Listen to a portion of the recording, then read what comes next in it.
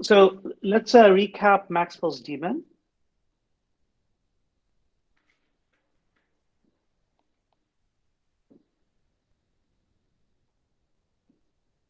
So Maxwell's demon is the idea that suppose you have two thermally insulated chambers, so each containing some, say, gas,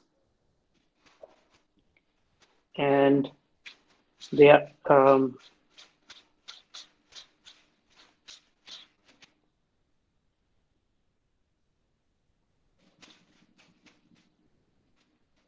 and they're connected by some kind of, say, um, thermally insulated pipe with a stop on it. So, and suppose that there's these, glass windows through which you can look into the pipe, and there's a stop. There's a stop here that can be operated by, you know, by someone sitting here, a small person, a demon. It could be even like a, it could be like even a computer, a pro. So, and the idea is that these chambers are filled with gases, gas molecules, and they're whizzing about. And suppose that they have the same pressure and same temperature, right? So they're in thermal equilibrium, right? Now, what can happen is that the demon can, whenever a gas molecule sort of, is going in that direction, the demon can say, oh, okay, I'm just going to open this stop. So when he opens the stop, the gas molecule ends up on this side of the chamber. But when a gas molecule is going this way, he doesn't open the stop. So after a long time, what happens is that, more and more gas molecules, um, you know, end up over here, right? So we see that the pressure then is no longer the same. And so we see that we have a situation where without doing any work on the systems, we have created a situation where there is no equilibrium, right? So this is, so I mean, the demon is doing work, but what's happening is that it's not doing work on the gas molecule. Another variation could be that, you know, um, this is a bit more like actually, directly violates, I mean, all of this violates some laws of thermodynamics, but this one is designed to violate the second law, is that whenever you have a gas molecule which is, you know, say going in this direction, and its kinetic energy, suppose, is higher than the average, then the demon lets it in. Okay. Otherwise, it doesn't let it in. So what happens is that it ends up that the average kinetic energy of, say, of the molecules that end up in this part, they have a higher kinetic energy than than the gas over here. So as a result, what you do is that you have you basically you're transferring heat energy without having done any work, and so you are essentially um, you know yeah, you would be violating the second law of thermodynamics. Well, you're because yeah. Uh, so if there was a daemon like this, you see that you can have all kinds of situations depending on what the daemon does to violate the second law or any of the other laws of thermodynamics. Another example could be that, last time we talked about the entropy of mixing, and the entropy of mixing had to do with two different kinds of gases. And this was the situation. And then what happened was that if you open the stop, then these gas molecules will mix, and it's an irreversible process, and there will be different types. So there'll be mixing of the gas molecules, right? And the thing about the entropy of mixing was that the temperature or the pressure didn't change, but the entropy changed, right? Because and that kind of showed us the informational nature of entropy.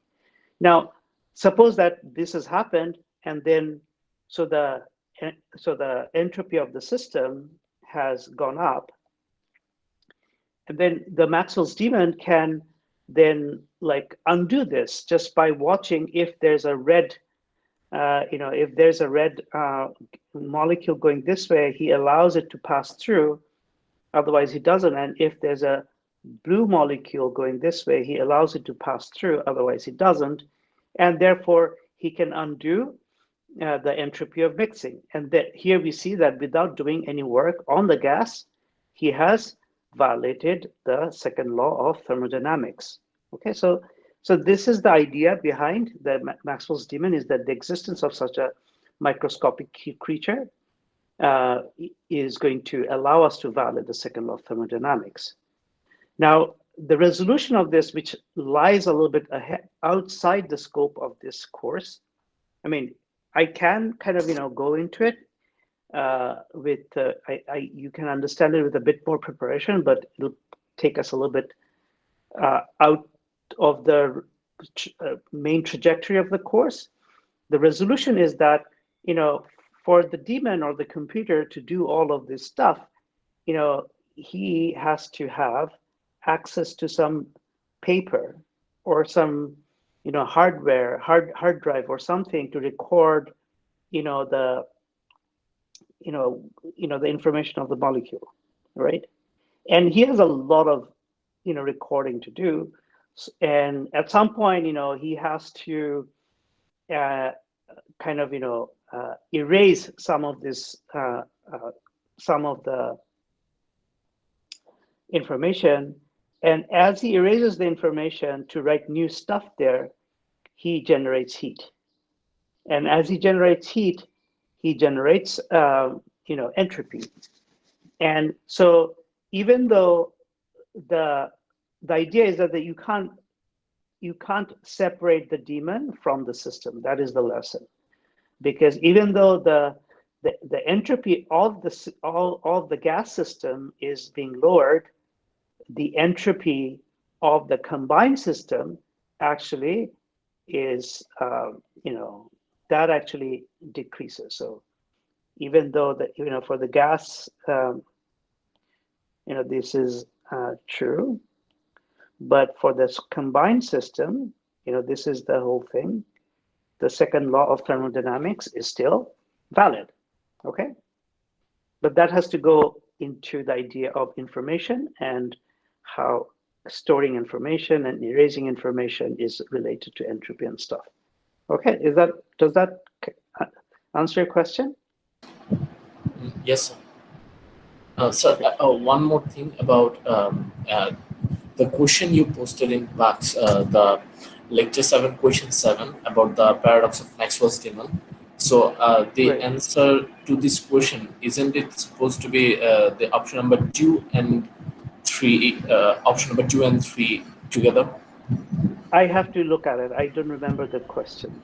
So basically, the option 2 was recording the information, recording of the information, and option 3 was erasing of information. And the question was it's really the erasing part that creates the entropy. Oh, So only or while increases the we entropy. okay. So when the daemon notes down the information, but when erasing those It's information, the entropy increases. yeah, exactly, Oh, because it generates heat. oh, okay. So now I get it. Thank Okay, you. okay, awesome. Thank you. All right. Anything else? Sir, would you please check the back channel? Yeah. Mm.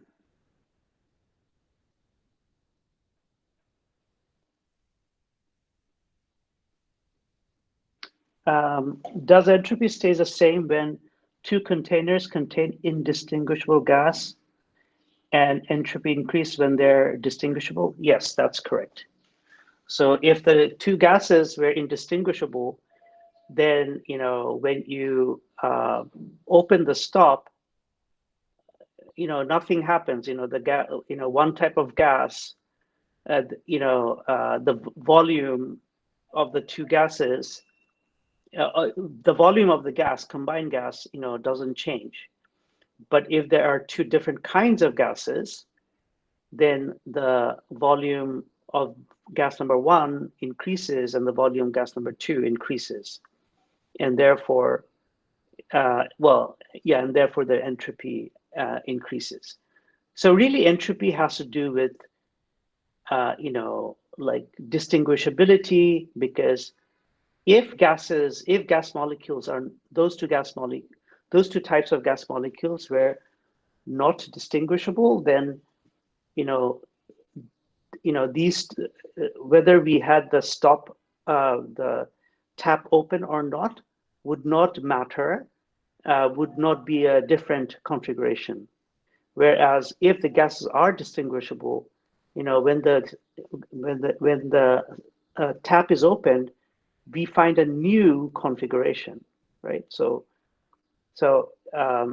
it's kind of important that the two things are like the two things are different. Okay, so when you're computing entropy, the identity of the gas, it does that makes a difference. Okay, it's kind Yes, of sir. a bit counterintuitive, but what it is saying is that entropy has an aspect which is informational in nature.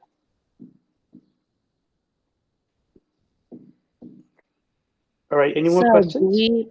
sir, this distinguishable part is basically dealing with the different types of gases, not with the different volume or any other sort of factor like different pressure.